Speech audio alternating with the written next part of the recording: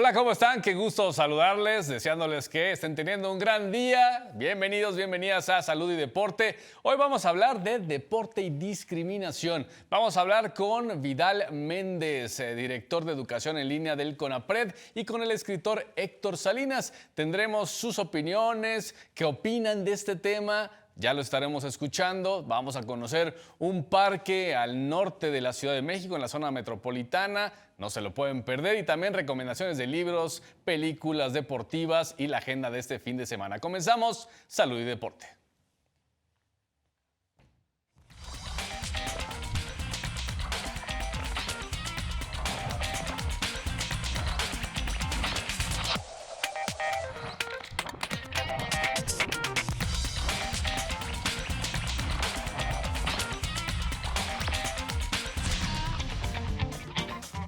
Gracias por vernos como cada semana a través de su televisor por Canal 14. También nos pueden sintonizar en internet por mxplay.tv y canal14.tv. También agradecemos a quienes nos envían sus comentarios en nuestras redes sociales, @soyjorgerubp y en @canal14mx. Recuerden utilizar el hashtag Salud y Deporte. Hoy les pregunto, ¿cómo crees que el deporte puede ayudar a combatir la discriminación? Estaremos leyendo sus comentarios más adelante. Excluir a una persona o grupo que tiene ideologías y costumbres diferentes por su color de piel, por cómo viste, por sus preferencias sexuales, es parte de la discriminación que aqueja a la sociedad mundial. En el deporte se ha vivido históricamente discriminación, al crear deportes en las que solamente podían practicarlo los hombres. Si bien poco a poco se han incluido más deportes al sector femenino, aún falta muchísimo camino por recorrer, ya que todavía se señala a mujeres que practican boxeo, por mencionar una disciplina, y a un hombre porque practican danza, cuando lo pueden hacer sin ningún problema. En el fútbol mundial aún vemos gritos discriminatorios. En nuestro país, el grito de puto ha traído muchos problemas económicos a la Federación Mexicana de Fútbol, pero eso es lo de menos. Lo importante es que refleja a una parte de la sociedad que considera que insultar a alguien por su preferencia sexual está bien o está chistoso, sin pensar en la parte ofendida, quien puede llegar a tener problemas en su salud, principalmente en la mental. Estaremos hablando justo de este tema más adelante. En España, recientemente, el jugador del Real Madrid, Vinicius Jr., ha sido atacado en repetidas ocasiones por su color de piel. En Estados Unidos vimos cómo algunas nadadoras apartaron a Lia Thomas, nadadora trans, por considerar que no era mujer. Todas y todos tenemos derecho a ser tratados igual. Si bien somos diferentes física y mentalmente, somos iguales en cuanto a derechos, sin importar nada. Hoy quiero invitarte a hacer conciencia sobre cómo actúas día a día. Pregúntate si has discriminado alguna ocasión a alguien. Sé que juntas y juntos podemos lograr un México y un mundo mejor. Es momento de escuchar sus comentarios.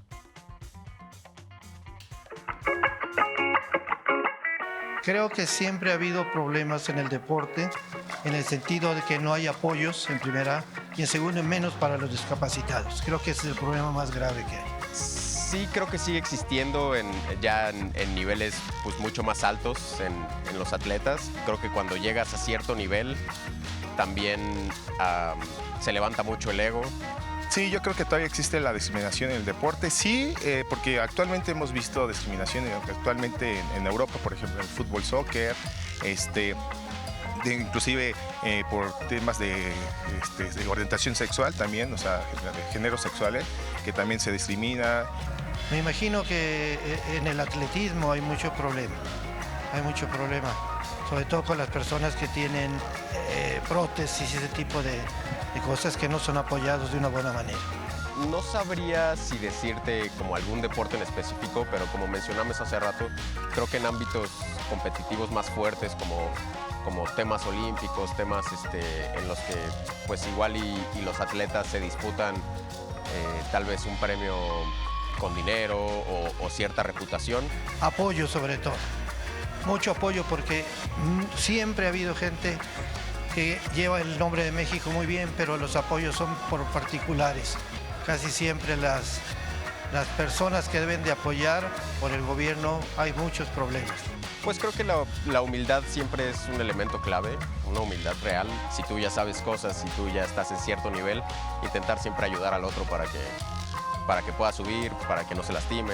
La discriminación es mala, tanto también en el deporte, ya si es un deporte profesional, yo creo que también el tratado psicológico de los deportistas tendría que tocar y enfocarse también en ese tipo de temas. Tendría que ser algo más de educativo, ¿no? O sea, tendría que ser ya algo, una orientación educativa desde casa, desde chiquito. Gracias a todos y a todas ustedes por sus comentarios. Y ahora Cintia Ibarra nos presenta parte de su reportaje sobre la primera liga LGBTQ+ en México. En Azcapotzalco existe una pequeña cancha en el barrio de Los Reyes, que es sede de la primera liga de fútbol creada en México para la comunidad LGBT. Un espacio creado y dirigido por Noemí Arzate, deportista trans y activista por la lucha de los derechos de la comunidad. Nunca pude jugar en una liga femenil hasta hoy en día, después de tantos años, ¿no? Porque efectivamente digo, no se nos permitían, porque no existe la información suficiente. Y creo que nadie se pone en nuestros zapatos, porque el ser mujer trans es una lucha constante día a día. En aquel tiempo no podían participar en una liga heterosexual porque obviamente había mucho más discriminación que hoy sigue habiendo discriminación. Lamentablemente sigue habiendo discriminación. La verdad es que para mí representa como un espacio donde puedo ser yo, donde yo me presento sin prejuicios, donde sé que si yo voy vestido de mujer, si yo voy maquillado, si yo voy con una gorra, si yo no voy a tener ningún prejuicio o miedo a que alguien me señale. En 2018, Consulta Mitofsky realizó una encuesta llamada La afición al fútbol soccer en México. El documento arrojó que 1 de cada 5 mexicanos preferiría que un jugador salga de su equipo favorito si se sabe que es homosexual. El objetivo de la categoría es visibilizar. Tampoco quiero que se nos segregue, pero es necesario por toda la discriminación que sufrimos. Entonces sí es necesario seguir abriendo esos espacios de visibilización, de inclusión. Es muy difícil para mí poderle dedicar un gol con un beso a mi pareja. Como la mayoría de chicos, o hacer un corazón a la cámara, a un hombre. Esta liga para mí es libertad, porque en esta liga obtuve el valor de ser quien soy. Siempre he dicho que el deporte es un derecho y tiene que ser para todos y todas. Para Canal 14, Cintia Ibarra. Gran trabajo de nuestra compañera Cintia Ibarra y sí, espacios que se abren para toda la comunidad LGBTQ+, y que ojalá se abran cada vez más espacios y se incluye también que no haya tanta división en nuestro país. Vamos a hacer una primera pausa. Quiero invitarles a que nos escriban en nuestras redes sociales, @canal14mx, @soy Jorge Rubio P. Y recuerden que nos pueden ver en todos lados, en nuestra transmisión en vivo, en YouTube, en Facebook. También nos pueden ver en Twitter y seguirnos en nuestras cuentas también de Instagram. Al regresar platicaremos con Vidal Méndez Cadena. Él es director de Educación en Línea del CONAPRED.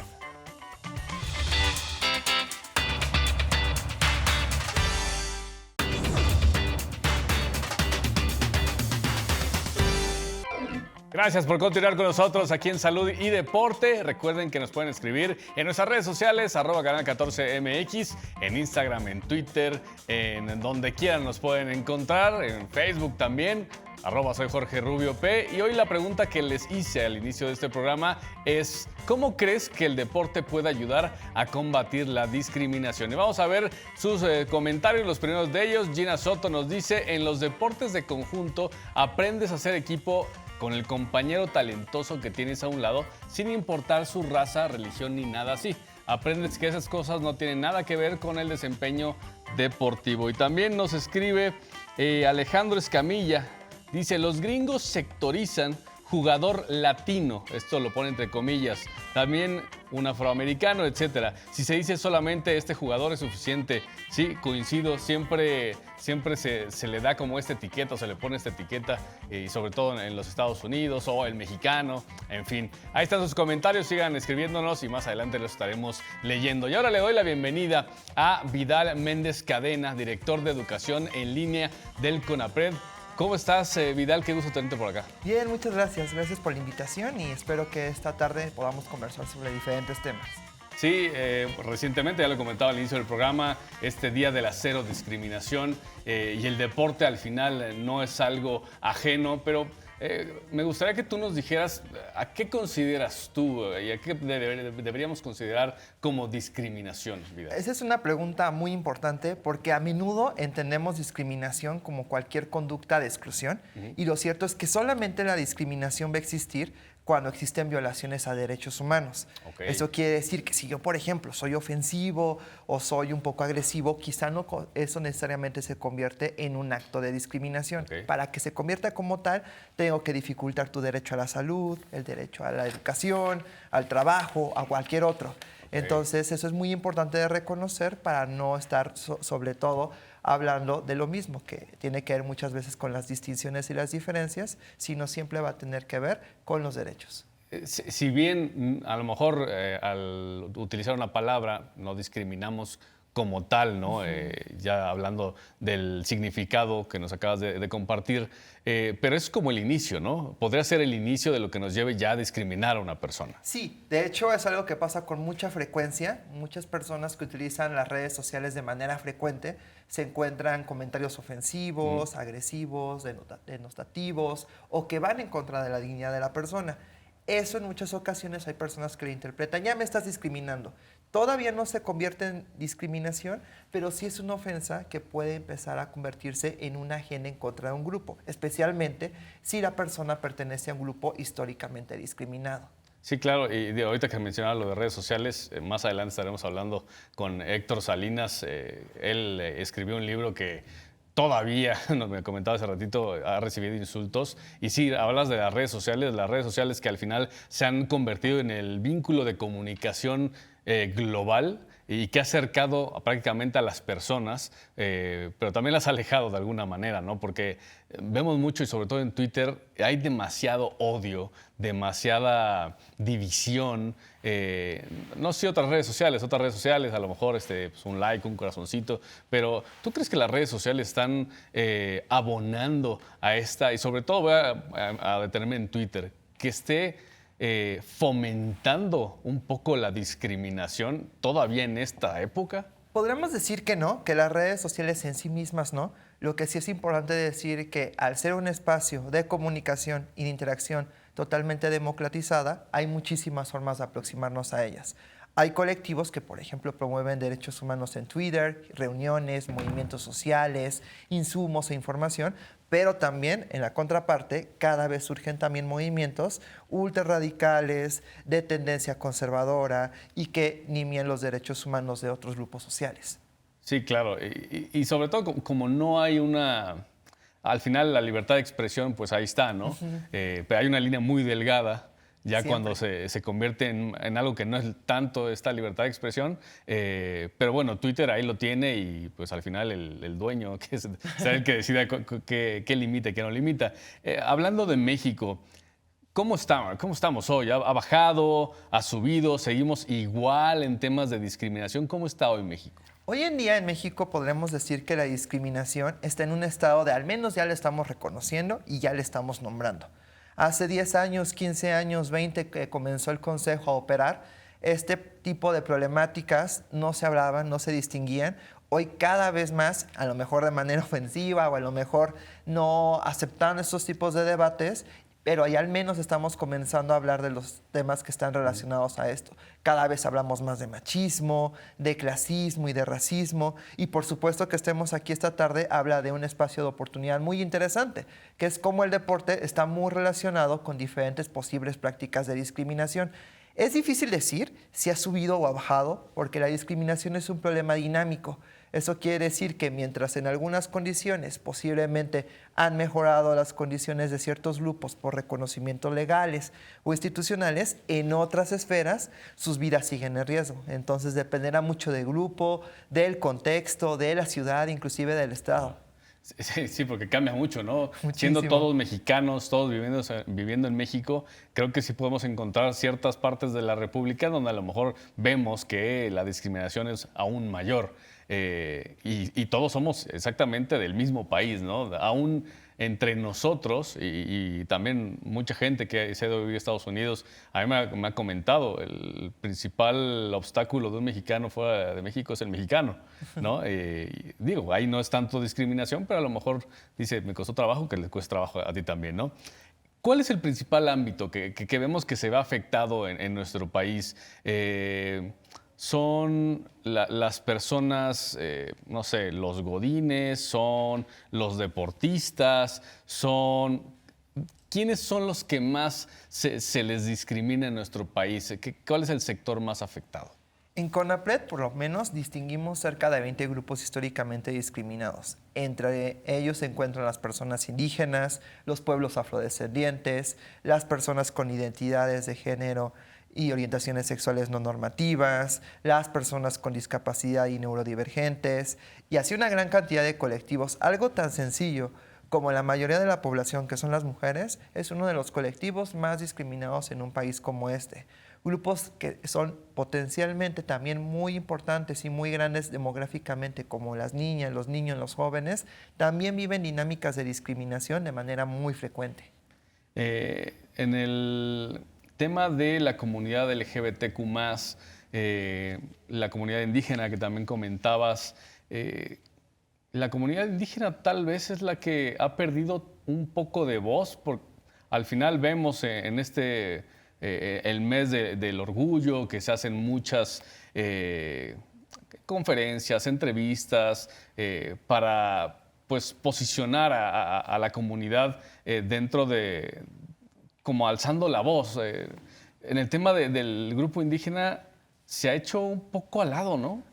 Hoy en día, afortunadamente, hay muchísimos esfuerzos, sobre todo de colectivos juveniles de personas indígenas que empiezan a visibilizar sus diferentes luchas. Como decíamos hace un momento, las redes sociales se han prestado para hacer un nuevo espacio de posicionamiento y uno de los grupos que han generado dinámicas más activas son justamente los pueblos y comunidades indígenas. También por el otro lado, las mujeres han sido de las principales impulsoras de muchos derechos comunitarios.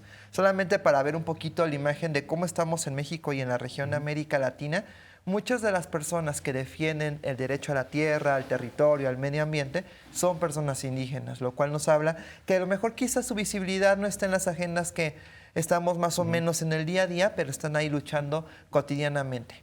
Sí, claro, y es difícil para ellos, incluso ellos y ellas, salir de repente de sus lugares de origen por el transporte. Eso ya es la primera complicación, ¿no?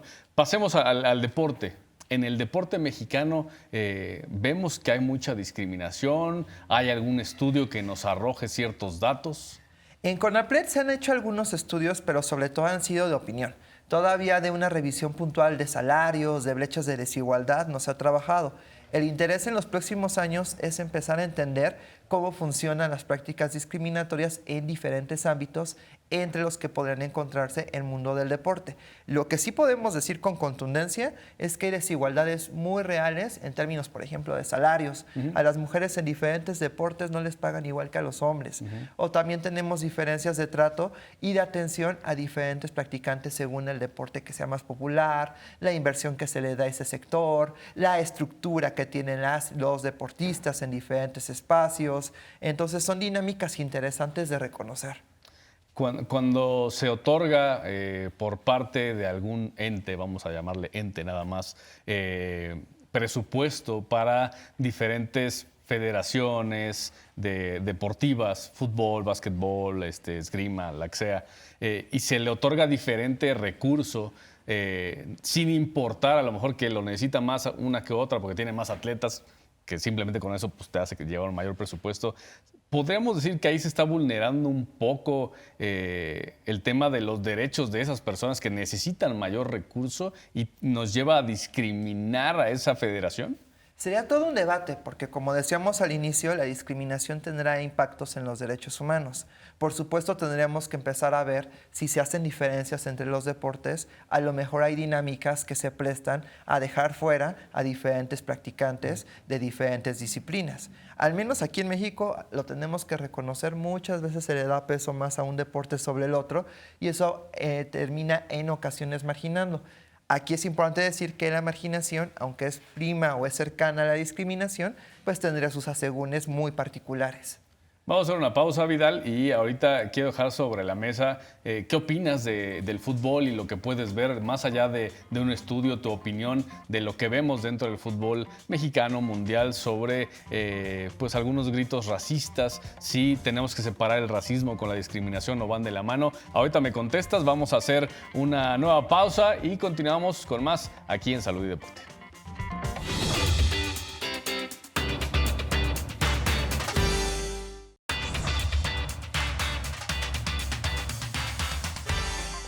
Continuamos en Salud y Deporte. Recuerden que nos pueden hacer llegar sus comentarios en nuestras redes sociales. Canal 14MX, soy Jorge Rubio P, en las diferentes plataformas, en Instagram, en Twitter, en Facebook. Y también pueden ver este programa y todos los que hemos hecho para ustedes en nuestro canal de YouTube. La pregunta del día, ¿cómo crees que el deporte pueda ayudar a combatir la discriminación? Jess Ibarra nos comentó lo siguiente: porque el que es bueno en la cancha gana sin importar su raza. Muchos ejemplos. ¿Cuántos atletas conocemos que vienen de un nivel socioeconómico bajo y pueden estudiar en grandes universidades gracias al deporte, lo que les da mayores oportunidades profesionales? Sí, de hecho, ahorita se me viene a la mente Nuevo León. La Universidad de Nuevo León le ha dado muchísimo apoyo al deporte, Guanajuato lo mismo, Ciudad de México también, Guadalajara, en fin, muchos lugares de la República donde sí se está apoyando mucho al deporte, sin importar de dónde lleguen los y las atletas. Vidal, estábamos comentando acerca del fútbol, tu opinión de cómo crees que se esté combatiendo o no dentro del fútbol a la discriminación, porque vemos muchas veces cómo le gritan a un futbolista por el color de su piel, entonces lo llamamos como un acto racista. ¿Van de la mano el racismo y la discriminación? ¿Los tenemos que separar o siempre van de la mano? Usualmente vienen de la mano. La discriminación y el racismo son prácticas que tienen más o menos los mismos orígenes, que derivan de las exclusiones, las jerarquías sociales, el maltrato hacia diferentes personas, como estás diciendo, por su tonalidad de piel, pero también por su origen étnico. Entonces, el deporte tiene un papel primordial para transformar estas situaciones por la forma en la que se genera la práctica y también la forma en la que se desarrolla una serie de ética y de sentimiento de comunidad, de colectividad en los espacios deportivos. Sea cual sea el deporte, muchas veces una de las lógicas de esta no es quién tiene el mejor equipo o quién tiene los mejores tenis o quién pudo haber comprado lo mejor para poder desarrollarse, sino lo que importa es, uno, el ejercicio en ese deporte y dos, cómo colaboras comunitariamente con un equipo para transformar una situación. Entonces pensamos desde el Consejo que el deporte puede ser un espacio de oportunidad muy interesante cuando se justamente vitalizan los espacios de acompañamiento, los espacios de refuerzo de la colectividad, cuando vemos el deporte como una conexión entre diferentes sectores de la sociedad. Sí, porque muchas veces en el deporte se aprenden demasiadas cosas. Y los niños y las niñas que quieren ir a jugar fútbol, básquetbol, béisbol, de repente ven al papá o a la mamá que practican esa actividad y tal vez empiezan con esos comentarios al calor del juego, que no es justificación, pero comentarios ofensivos, discriminatorios, que van a replicar los niños, ¿no? Tal vez si un futbolista deja de hacerlo y que no se ve en la televisión que le está llamando, ni siquiera quiero decir los nombres, como sea, a otro jugador por su color de piel, tal vez eso ayudaría a que los niños y niñas digan, ok, ese es el ejemplo, ¿no? Eso es lo que tengo que hacer. Parte de la discusión que se tiene hoy en día, tanto en el mundo del deporte, las artes, la cultura, es que existen cada vez más personas representativas de grupos históricamente discriminados. Como tú dices, cuando una niña o un niño observa un ejemplo diferente o diverso de una persona que viene de un origen social poco frecuente en el mundo en el que se está desarrollando, pueden generar un ejemplo para el resto de personas que se sienten identificados con esa persona, con ese cuerpo, con esa identidad. Entonces siempre es importante generar modelos, porque a partir de esta representación social, las personas podemos aprender y a mirar que tenemos diferentes opciones de vida y que también podemos defender la forma en la que nos reconocemos. Y entender que, yo siempre lo digo así, no sé si se entienda, ¿no? Pero somos iguales, pero somos diferentes, ¿no? Pero, o sea, somos iguales porque todos somos seres humanos. Pero pues cada quien, unos somos más chaparritos, ¿no? Pues bueno, no pasa nada. Algunas personas más altas, unos más llenitos. Pero no por eso le tengo que estar diciendo a la otra persona cosas, ¿no? O sea, no le tengo por qué ni siquiera insultar. Y en el mundo del deporte y sobre todo en el fútbol, pues ni siquiera se conocen entre sí y estás insultando ya al que está en la cancha, ¿no? Ahorita platicaremos justamente mucho más de fútbol. Antes de despedirte, Vidal, me gustaría saber qué está implementando CONAPRED para poder evitar o combatir la discriminación dentro del deporte mexicano. Claro, desde hace algunos meses estamos en una nueva administración con la presidenta Claudia Olivia Morales. Ella, parte de las instrucciones, de las cuestiones que está mencionando como importantes, es que identifiquemos cómo se viven las prácticas discriminatorias en diferentes ámbitos. Y dentro de la Dirección de Cultura y Vinculación se están haciendo esfuerzos para identificar las posibilidades de generar agendas de trabajo con diferentes sectores del deporte. Todavía es muy pronto para decir qué proyectos en específico, pero ya se visibiliza como uno de los sectores que requiere acompañamiento estratégico y que requiere mayor trabajo en común. Sí, sobre todo en los últimos tiempos y en el fútbol, que lo hemos visto mucho, este grito discriminatorio del cual vamos a platicar ahorita, creo que sí urge, ¿no? Sobre todo que instituciones como CONAPRED puedan ayudar muchísimo a toda la población para entender un poco más dónde es donde estamos equivocándonos. Vidal, muchísimas gracias por haber estado aquí con nosotros.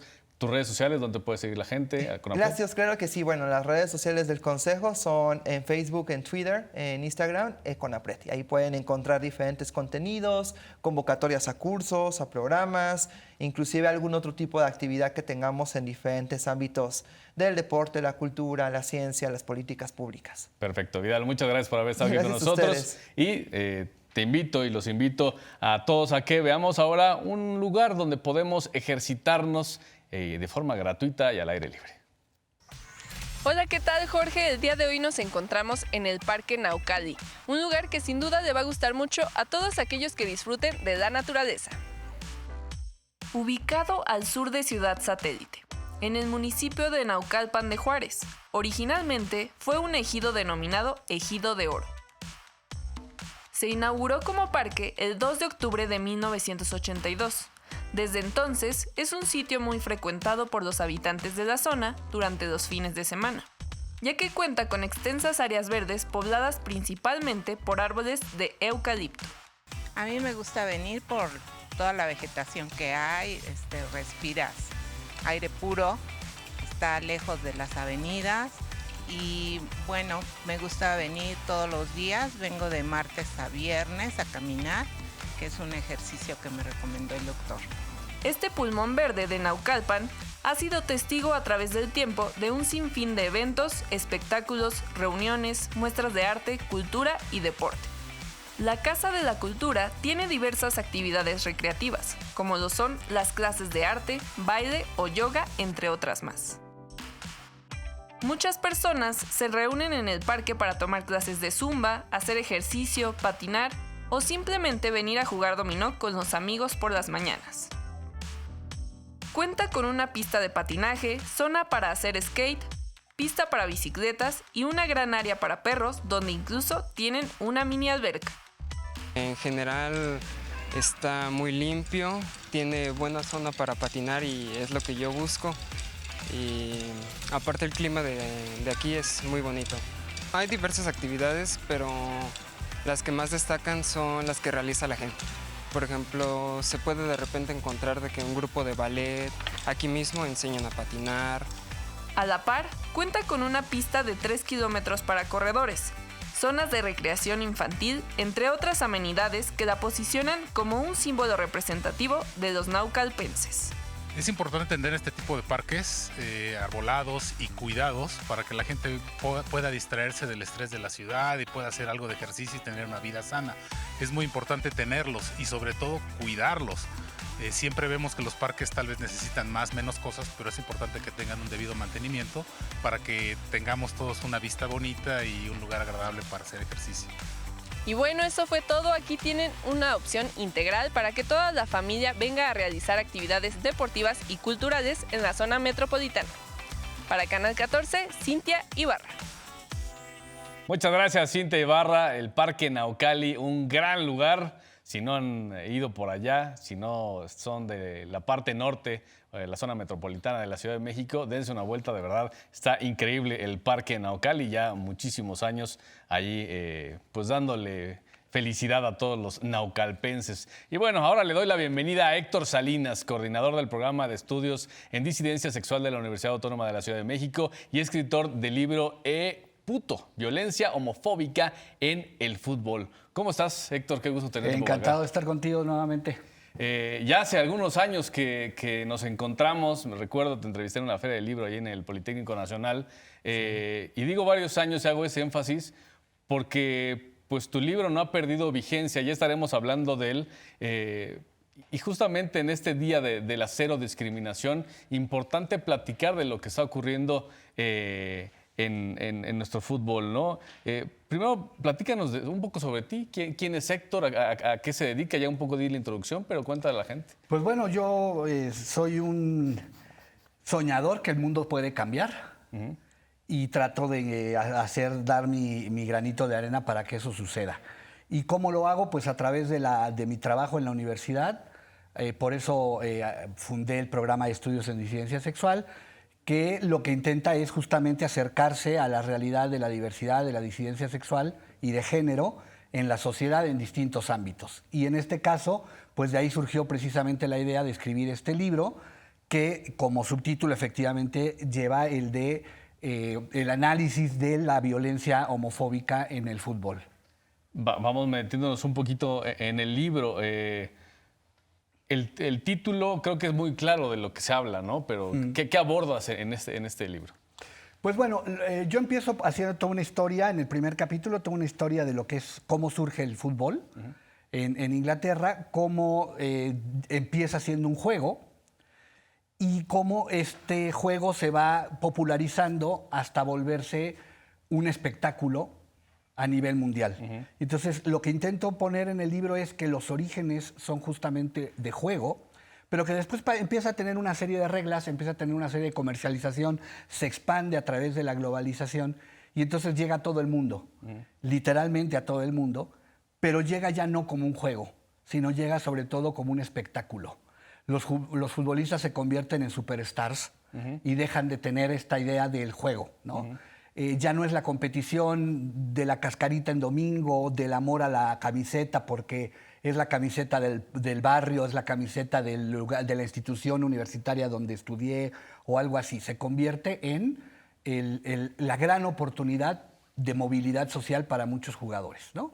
Y entonces se convierten en atletas de alto rendimiento, pero además se convierten en máquinas que producen dinero. Mucho. Y esto, mucho. Y que hacen que mucha gente que está alrededor genere mucho y produzca mucho dinero. Y entonces eso cambia las reglas totalmente. Incluso por eso, adelantándome a lo mejor un poquito a lo que me vas a preguntar, incluso por eso es que no tenemos una noticia de un jugador, un futbolista abiertamente gay, por ejemplo. Ya apenas ya hubo uno. Sí, bueno, no en México. Pero, exacto, sí. ¿No? Es uno y es que además es reciente y que es del Getafe, lo cual es muy padre porque además es de una de las ligas más importantes a nivel competitivo mundial, ¿no? Entonces vamos avanzando. Creo que lo habíamos también comentado en su momento. Qué importante sería que si de repente Cristiano Ronaldo quiere levantar la voz y decir, sí, yo soy, soy una persona homosexual, y que lo dijera públicamente, cambiaría muchísimo el panorama para la comunidad LGBTQ+ en el mundo, ¿no? Por supuesto. Es que la visibilidad en todos los sectores es fundamental, porque entonces la gente se da cuenta que la diversidad sexual no está solamente en el cabaret o en los espectáculos drags o en ciertos programas de televisión, que está en la cultura, en la política, en el deporte, en todos lados. Y una de las cosas que yo pongo en la conclusión del libro es justamente eso, ¿no? Lo que comentas. ¿Se imaginan, si nos pudiéramos imaginar que un día Cristiano Ronaldo se retira y dijera, pues, ¿qué creen?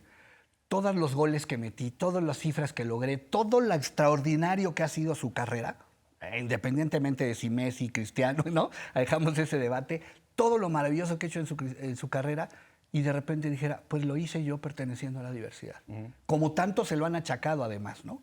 Entonces, sí, imagínate el impacto, sería brutal. Y además el impacto en la salud mental de todos esos jugadores y jugadoras, ¿no? En la Liga MX femenil abiertamente ya se está dando, afortunadamente, este tema de subo fotos con de novia, novio. ¿Por qué no? No, o sea, qué bueno que lo hagan. Ojalá también en la varonil en algún momento suceda. ¿Por qué no lo hacen? Porque si lo hacen, los van a empezar a discriminar, ¿no? Es que si no lo hacen, no solamente va a haber una discriminación en términos de sus... Hay un problema con los compañeros en los vestuarios, hay un problema con las personas, las empresas que invierten su dinero en la imagen, ¿no? Entonces, se quedan sin patrocinadores, hay un mal ambiente en el vestuario, pueden perder los contratos, pueden perder el apoyo de la afición. Entonces, es un precio muy caro. Por eso el ejemplo de las chicas que tú señalas en el fútbol femenil es muy importante. Y lo que me gustaría lanzar como mensaje es que lo que queda de ahí es un profundo sentimiento de libertad. La gente heterosexual tiene muy poca idea de lo que significa todos los días para una persona fingir 24/7 ser lo que en realidad no es. Entonces, un futbolista que es gay, y que sin duda los hay, por pura estadística, ¿no? Por pura probabilidad los hay. Un futbolista que es gay tiene que fingir absolutamente todo el tiempo ser exactamente lo que no es. Eso trae consecuencias emocionales. Sí, claro. Y en materia de derechos humanos, eso se llama el no poder ejercer el derecho a la personalidad. Sí, afecta, al libre desarrollo. Afecta en muchísimos ámbitos. Vamos a platicar de estos ámbitos en los que está afectando. Ya hablamos un poco de la salud mental. Vamos a hacer una pausa y continuamos platicando sobre el tema de este día, hablando de la discriminación y el deporte, cómo ayuda, cómo no ayuda. Escríbanos en nuestras redes sociales. Regresamos después de esta pausa.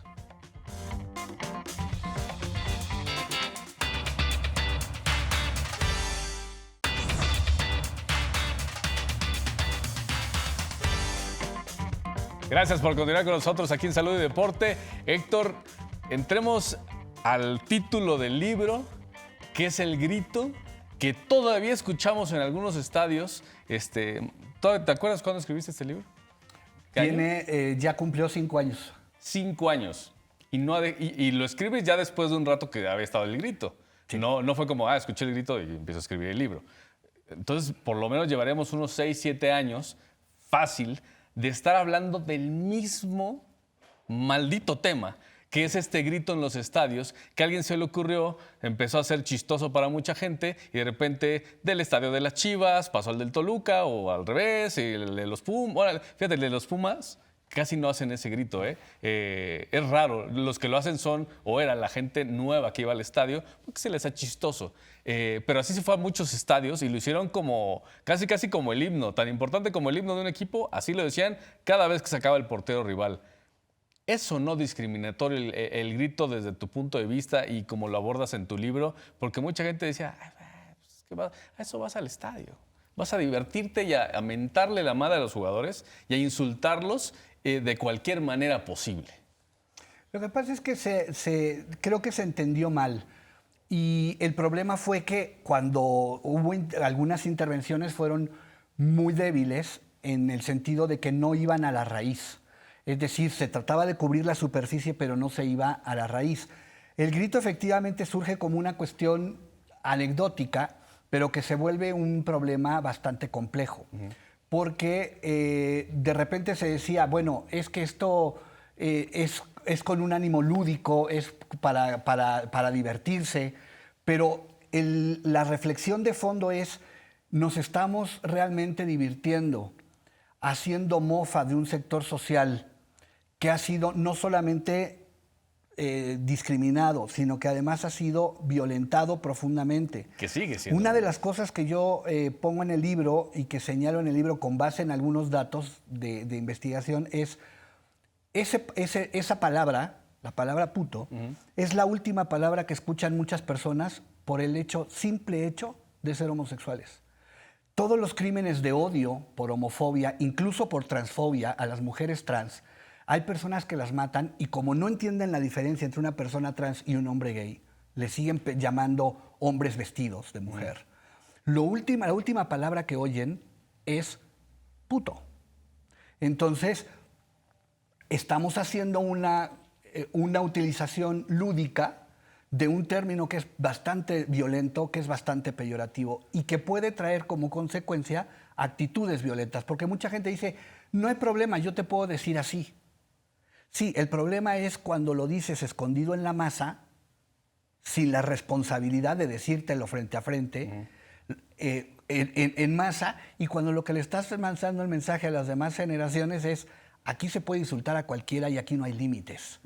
Y en todos los espacios históricamente que podamos revisar, cuando no hay límites, lo que sigue es la violencia. Las palabras pueden ser violentas. No necesito agarrarme a golpes contigo aquí. Ciertas expresiones, ciertos chistes, ciertas palabras son ya violencia y pueden generar acciones de violencia. De ahí, y se ha pasado, todavía hay estadios que están cerrados, que no pueden recibir público por ese tipo de cosas, porque de las palabras se pasa a las acciones y de repente tienes un muerto. O tienes niños que van a quedar traumados el resto de su vida porque no pudieron salir del estadio, porque a alguien se le ocurrió que mentarle la mamá al vecino era algo chistoso. Entonces, eso es lo que hay que pensar cuando decimos que esto fue nada más pues una ocurrencia, ¿no? Sí, porque así lo veía mucha gente, ¿no? Creo que a partir de que tú me dirás ahorita qué opinas de las medidas tomadas, las múltiples medidas tomadas por la Federación Mexicana de Fútbol, qué tan buenas han sido o no han sido buenas, yo diría que ninguna ha sido buena, pero justamente así lo veían, era como, ay, no pasa nada, inclusive en los medios era como, ni siquiera censuraban el grito, o sea, sí pasaban las jugadas con todo el grito, y después ya empezaron todos a decir, a ver, ¿de qué lado nos conviene estar? Como el movimiento de la comunidad LGBTQ+ empezó a crecer muchísimo, entonces tomamos partido y empezamos en muchos noticieros deportivos a decir, es que eso está mal. Pero no tomaron partida antes de que empezara a crecer tanto, que fuera a ser tan mediático, que empezaran las multas de la FIFA, que aún así pues, han sido, pues nada, ¿no? O sea, ¿qué le va a costar a la federación miles o millones de pesos? No pasa nada, ¿no? En comparación con lo que ganan por el propio espectáculo del fútbol. Pero además, mira, yo creo que fueron campañas totalmente tibias y erráticas. Ni siquiera le llamaban al problema por el problema. Nunca dijeron parar el término puto. Decían, ya bájale, ¿no? Por ejemplo, los porteros, ya párale, ¿no? ¿Ya párale a qué? O sea, eso es tan ambiguo y tú que conoces de comunicación lo sabes. Eso te puede decir muchísimas cosas. Las campañas fueron muy tibias y no iban a atacar lo que realmente tenían que atacar. El problema no es no grites en un estadio, el problema es que gritas en el estadio. Entonces, lo que había que definir es qué estás gritando y eso es lo que había que tratar. Y había que tratarlos desde un enfoque no de, oye, nos van a sancionar y al rato ya no vas a poder venir al estadio. El tema era eso, pero también estás afectando a otras personas. Nosotros propusimos desde la Universidad Autónoma de la Ciudad de México en un evento que tuvimos con varias instituciones públicas, entre ellas CONAPRED y demás, en algo que se llamó el cuarto de paz, ¿no? Para evitar esto de cuarto de guerra, ¿no? Un cuarto de paz y dijimos, hay que trabajar muy seriamente con la federación. La federación lo aceptó y ahí quedó. ¿Por qué? Porque nosotros le decíamos, nosotros te damos la expertise, nosotros te damos los argumentos, tú haces las campañas. Nunca quisieron. Y las consecuencias fueron exactamente eso. Y si le agregas que la gente a veces cuando le dices no hagas, lo hace adrede, porque así somos.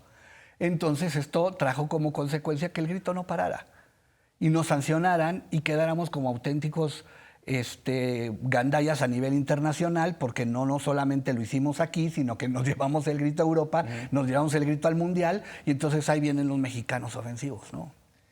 ¿Y las sanciones cuáles han sido? Nada, ¿no? O sea, absurdas. Creo que también si desde arriba, desde la FIFA, no se pone este ejemplo, porque eran las amenazas y se decía, es que si sigue esto, México no va a ir al Mundial.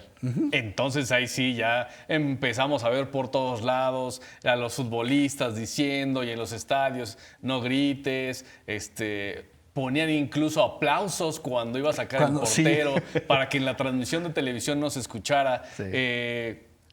Esto es inútil al final si no se sanciona. A ver, la sanción de que te saquen del estadio y no vuelvas a entrar está muy padre. Quiero ver que realmente la persona que hayan sacado del estadio no haya pisado un estadio otra vez. Exacto. Seguramente ahí está. No ocurre nada más. Y está con la misma actitud. Exacto, no va a cambiar nada. Porque creo que ha faltado la explicación que dabas hace rato y hasta como lo dices, pues es que da coraje, ¿no? Y si alguna vez lo han gritado en su casa o en el estadio y escucharon a Héctor decir el por qué está mal, creo que nos abre el panorama muchísimo del por qué no se debe de gritar. Porque realmente, como dices, tal vez fue la última palabra que escuchó una persona que fue violentada por ser homosexual. O por ser de otro color o por ser de otra religión. Y es la palabra que los papás le gritan a los hijos cuando los corren y los ponen a la mitad de la calle. Y es la palabra que el jefe le dice al empleado al que despide por su orientación sexual. Y es, o sea, atrás de eso hay demasiado sufrimiento. Un sufrimiento que como sociedad tendríamos que empezar a reflexionar en la otredad. Un poquito de empatía, de no todos somos iguales.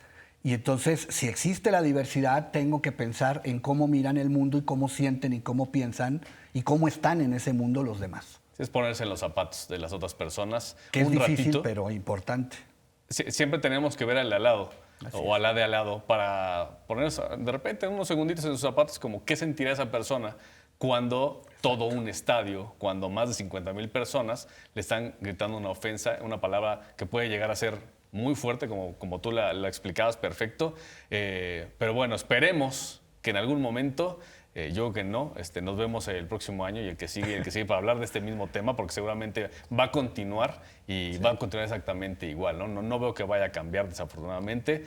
Regálanos tus redes sociales, ¿dónde te puede encontrar la gente, Héctor? En Twitter, @Héctor Salinas H, en Facebook, Héctor Salinas. Perfecto, Héctor. Muchas gracias por haber estado aquí con nosotros. Al contrario. No te vayas porque siempre aquí en Salud y Deporte les hacemos recomendaciones de libros, de películas, deportivas y también la agenda del fin de semana. Quiero hablar pues del libro que ya estábamos platicando.